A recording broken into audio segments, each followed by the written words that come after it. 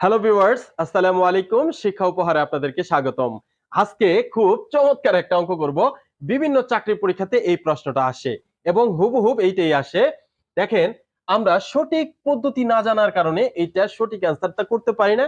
অনেকে ভুল অ্যান্সার করে আসি, অনেকে করিই না অ্যান্সার। আচ্ছা, এটা কিভাবে আমরা খুব সহজে এটা অ্যান্সার বের করতে পারবো? দেখেন, একটু প্লিজ মনোযোগ দিবেন, প্লিজ মনোযোগ দিবেন, রিকোয়েস্ট। এই নিয়মে যত অঙ্ক আছে আপনি আসলে এটার ভুল হবে না ইনশাআল্লাহ। দেখেন, একটি থলিতে ৮টি নীল বল, ছয়টি নীল বল, ৮টি সাদা বল এবং ১০টি কালো বল আছে। কয়টা? ১০টা কালো বল আছে। দৈবভাবে একটি বল তুললে দৈবভাবে একটি বল তুললে সেটি সাদা না হবার সম্ভাবনা কত? কিসের কথা বলছে?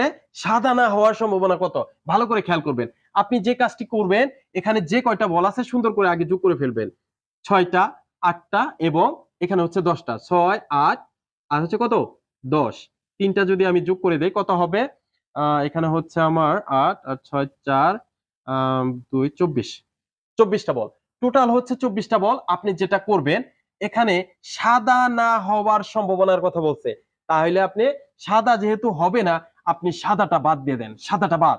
সাদাটা বাদ দিলে আর বাকি থাকে নীল বল এবং হচ্ছে কালো বল। এই সুন্দর করে এই ২ টা যোগ করে দিবেন। ৬ আর ১০ যোগ করলে কত হবে? হবে হচ্ছে ১৬। কত হবে? ১৬ হবে। ৬ আর ১০ ১৬ হবে। জাস্ট আপনি দেখেন এটাকে কিভাবে করবেন। এই ১৬ দিবেন উপরে এবং নিচে দিবেন ২৪ দ্বারা ভাগ করবেন। দেখবেন যে অ্যান্সার মুহূর্তের মধ্যে বেরিয়ে আসছে। কিভাবে করবেন? যদি আমি এটাকে ৮ দ্বারা ভাগ করি, ৮ দুগুণে ১৬, ৩ ৮ এ ২৪। তার মানে ২/৩। ২ কত? ২/৩ আছে, আছে? হ্যাঁ, আছে। এভাবে করে কিন্তু আপনারা খুব সহজেই অ্যান্সার গুলো বের করতে পারেন। আমার মনে হয় যদি এই নিয়মটা আপনারা ফলো করেন এবং বারবার প্র্যাকটিস করেন, পরীক্ষার হলে বসলে এটা দেখলে মুহূর্তের মধ্যে অ্যান্সার বের করতে পারবেন। আমার মনে হয় আজকের ক্লাসটা আপনাদের কাছে ভালো লেগেছে।